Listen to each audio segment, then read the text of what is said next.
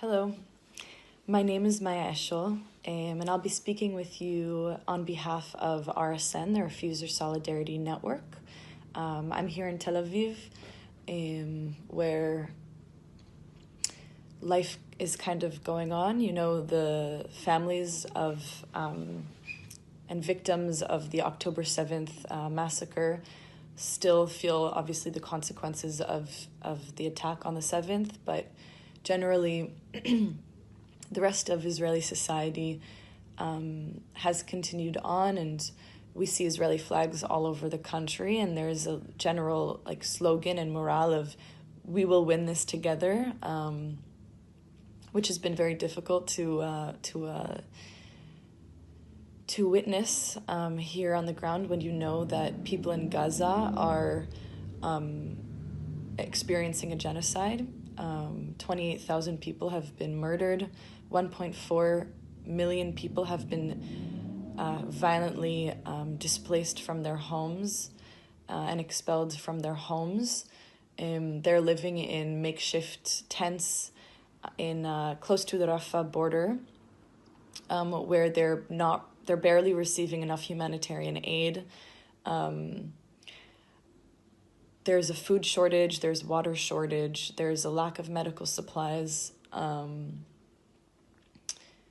And Israel is currently planning a land attack of Rafah, a land invasion of Rafah, which will have dire consequences.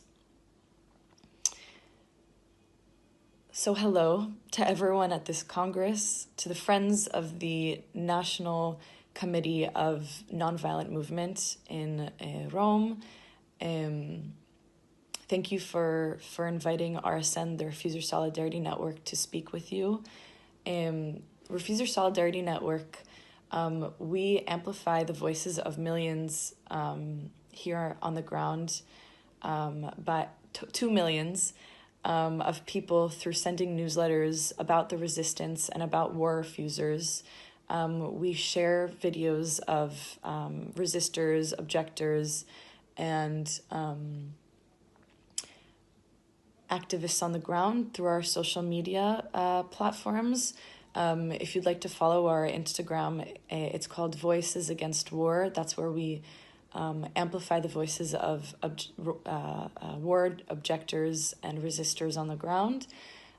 We provide financial support to anti-occupation, anti-apartheid organizations here on the ground to support the resistance. And we help build capacity and strategize various actions here on the ground. Israeli objectors, we believe that the path to objecting the military is really difficult. They can be ostracized from their communities. They can be stigmatized as traitors.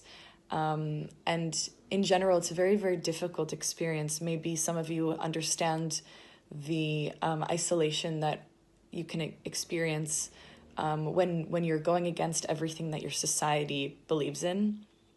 But we know that the conscientious objectors are doing this in solidarity with Palestinians, understanding the horrible, horrible consequences of the occupation that we are living through today.